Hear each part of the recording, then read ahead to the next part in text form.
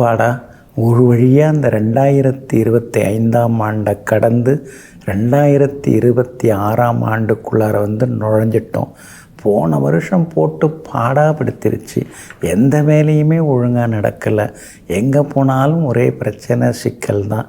எப்போ இந்த வருஷம் போய் முடியுமோன்னு டெய்லி கேலண்டரில் சீட்டை கிழிச்சு போட்டு ஒரு வழியாக அந்த கேலண்டர் முடிஞ்சிருச்சு. புது கேலண்டர் வாங்கி மாட்டியாச்சு. இந்த 2026ஆவது நமக்கு நல்லா இருக்கணுமே அப்படின்னு நீங்கள் எதிர்பார்த்துன்னு இருக்கீங்க. பொதுவாக 2026ஆம் ஆண்டுடைய கூட்டு எண் 1 வருதுங்க. அது சூரியனுடைய எண்ணாக இருக்கிறதுனால இந்த வருஷத்தில் எல்லாருக்குமே எல்லாமே கிடைக்குங்க. போன வருஷம் மாதிரி வேலை போச்சு, வீடு போச்சு, நகை போச்சு, எல்லாம் போச்சுங்கிற மாதிரி இல்லாமல் இந்த வருஷம் எல்லாமே கிடைக்கிறதுக்கு வாய்ப்பு இருக்குதுங்க. அதே மாதிரி சுக்கிரனுடைய ராசியாகிய ரிஷப ராசியிலே இந்த வருஷம் பிறந்திருக்கிறதுனால எல்லாருக்குமே யோகம் உண்டுங்க.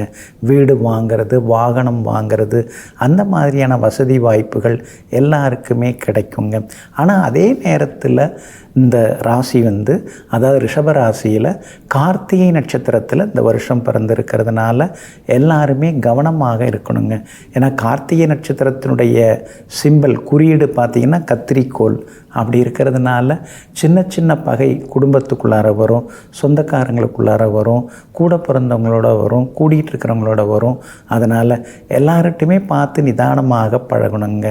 யாருமே நிரந்தரமான நண்பரும் இல்லை, பகைவரும் இல்லைங்கிறத புரிந்து வைத்து கொண்டு எல்லாரையுமே அனுசரித்து நாம் போனோம்னா நல்லா இருக்குங்க. இந்த வருஷத்தில் பெரிய ஹைலைட் அப்படின்னு பார்த்திங்கன்னா 3 முறை குரு பயிற்சி நடக்குதுங்க. ஜனவரியிலேருந்து மே மாதம் வரைக்கும் அவர் மிதன ராசியில் இருக்கிறாரு. ஜூன் மாதத்திலேருந்து அக்டோபர் 14ஆம் தேதி வரைக்கும் கடகத்தில் உட்கார்றாரு. அக்டோபர் 14ஆம் தேதி முதல் டிசம்பர் மாதம் வரைக்கும் சிம்மத்துக்குள்ளார உட்கார்ந்துடுறாருங்க. அப்படி இருக்கிறதுனால சிக்கனமாக இருக்கணுங்க. எதையுமே அவசரப்பட்டு வாங்கிடாதீங்க. அவசியமானது எதுவோ அதை மட்டும் வாங்குங்க. கையில் காசு இருந்தால் மெட்டலில் நீங்கள் முதலீடு செய்யலாம். தங்கம், வெள்ளி இதெல்லாம் வாங்கி வைக்கலாம். அதனால் மெட்டலில் முதலீடு செய்யலாம். ஆனால் அதே நேரத்தில் ஆடம்பர செலவுகளை குறைக்க பாருங்கள். ஏன்னா குரு பகவான் தான் தனம், தானியம், சம்பத்துக்கு உரிய கிரகம். அவர் 3 வீடுகளில் 3 ராசிகளில் மாறுறதுனால திடீர்னு வேலை சிலருக்கு போகும், திடீர்னு கையில் இருக்கிற காசு கரையும். குறுக்கு வழியில் ஏதாவது நம்ம போய் முன்னுக்கு வந்துடலான்னு முயற்சி செய்து அது முடியாமல் இருக்கிறதையும் இழக்கிறதுக்கான வாய்ப்புகள் இருக்குதுங்க. அப்படி இருக்கிறதுனால வண்டி, கார் வாங்குறீங்களா, ரொம்ப அவசியப்பட்டால் கார் வாங்குங்க. அப்படி இல்லைன்னா வாங்க வேண்டாம், விட்டுருங்க. வேறு அதாவது தனியார் துறையில் இருக்கக்கூடிய போக்குவரத்தை பயன்படுத்திக்கலாங்க.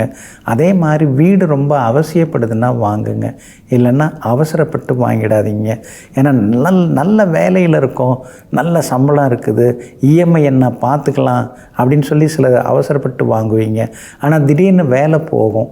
அதனால் கவனமாக இருக்கணுங்க. ஏன்னா குரு பகவான் 3 வீடுகளுக்கு மாறுறாரு. அப்படி இருக்கிறதுனால அதாவது வசதியாக இருக்கிறவங்க ஏழ்மைக்காக மாறுறதுக்கும் வாய்ப்பு இருக்குது. ஏழ்மையாக இருக்கிறவங்க திடீர்னு வசதியானவங்களாகவும் ஆகிறதுக்கு வாய்ப்பு இருக்குது. கவனமாக இருக்கணுங்க.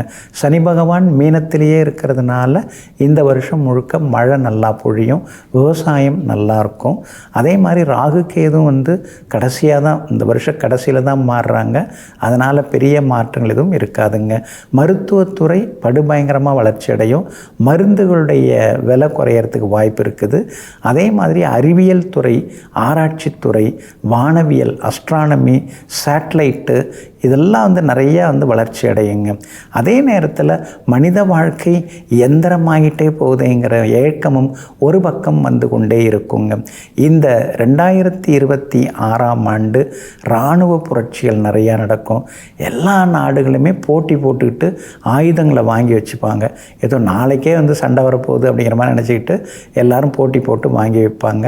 ஆனால் அங்கங்கே கலகங்கள் ஒரு பக்கம் இருக்கும்.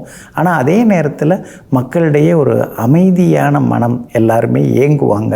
அமைதி, பாதுகாப்பு இந்த ரெண்டையும் தேடி தான் இந்த வருஷம் முழுக்க எல்லாருமே பயணிக்க போகிறோம். அமைதியும் வேணும், நிம்மதியும் வேணும்னு எல்லாரும் தேடுவாங்க. இந்த வருடம் எல்லாருக்குமே எல்லாம் கிடைக்கும். ஆனால் அதே நேரத்தில் எல்லாரும் வேணும் அப்படின்னு நீங்கள் நினைக்கணும். இன்றைக்கி நண்பராக இருக்கிறவங்க நாளைக்கு எதிரியாக மாறலாம். யாரையும் பகைச்சிக்கவே கூடாது.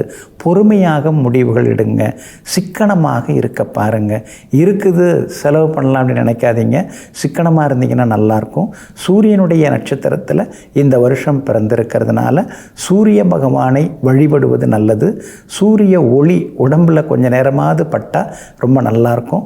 அதே மாதிரி சூரியனுடைய தானியமாகிய கோதுமையை மற்றவங்களுக்கு தானமாக கொடுக்கலாம். சூரிய வழிபாடு செய்வதன் மூலமாக, யோகா தியானம் செய்வதன் மூலமாக இந்த 2026ஆம் ஆண்டு எல்லோருக்குமே நலமாக இருக்குங்க. அதனால் அடுத்தடுத்து வரக்கூடிய பலன் தரும் பரிகாரங்கள் பகுதியில் ஒவ்வொரு ராசிக்காரங்களுக்கும் இந்த புது வருடம் 2026ஆம் ஆண்டு எப்படி இருக்க போகுது அப்படிங்கிறத விரிவாக விளக்கமாக பரிகாரங்களுடன் தொடர்ந்து பார்ப்போங்க. நெஞ்சிற்கினியவர்களே, சுக்கிரவாரமாகிய இன்றைய நாள் உங்களுக்கு அஷ்டலட்சுமி யோகத்தையும் அள்ளித்தரும் நல்ல நாளாக அமையட்டும். மீண்டும் சந்திப்போம். நன்றியுடன் உங்கள் ஜோதிட முனைவர் KP வித்யாதரன். வணக்கம்.